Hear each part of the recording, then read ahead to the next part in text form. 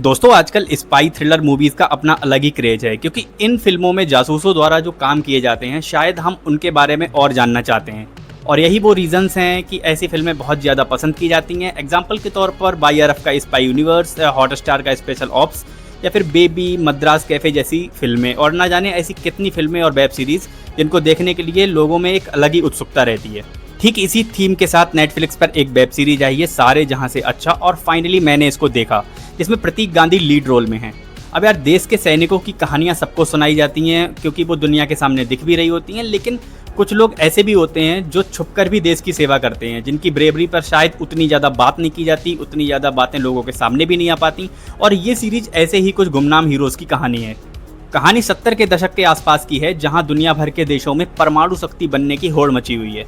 हर देश अपने आप में एक बड़ी ताकत बनने में लगा हुआ है। जहां इस सीरीज की शुरुआत होती है जाने माने वैज्ञानिक होमी जहांगीर भाभा की मौत से, जो विमान दुर्घटना के दौरान हो जाती है। इसके बाद सीरीज में एंट्री होती है विश्वनाथ शंकर की, प्लेड बाय प्रतीक गांधी, जो रॉ में बतौर स्पाई काम करते हैं। इसी बीच रॉ हेड को पता चलता है कि पाकिस्तान के उस समय के राष्ट्रपति जुल्फिकार अली भुट्टो जो परमाणु बम बनाने की कोशिश में है, जिसको ISI chief Murtaza Malik lead कर रहे हैं, प्लेड बाय सनी हिंदुजा।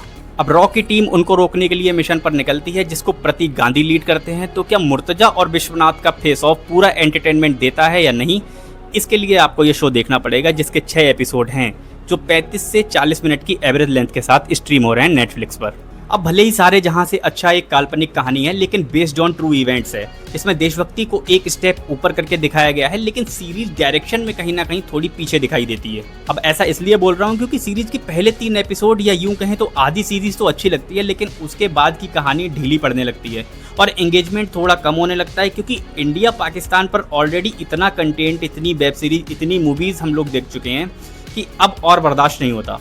मन ये कहने लगा है कि भैया अब दुनिया के कोई और देशों को पकड़ो, उनके बारे में दिखाओ और स्टोरी बनाओ।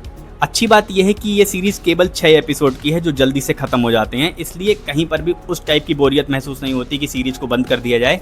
लास्ट के एपिसोड पर पहुंचने की उत्सुकता जरूर रहती है, क्योंकि हम जब स्टार्टिंग से देखते हैं तो हमें ये लगता है कि क्या परमाणु बम बना रहा है पाकिस्तान और उसको कैसे दुनिया के सामने उजागर करेगा इंडिया, या फिर देखने के लिए हम कहीं ना कहीं अंदर से उतावले होते रहते हैं। एक्टिंग की बात करें तो प्रतीक गांधी और सनी हिंदुजा दोनों का काम अच्छा है, जिसमें स्पेशली सनी का जो काम है वो मुझे बहुत ही ज़्यादा अच्छा लगा।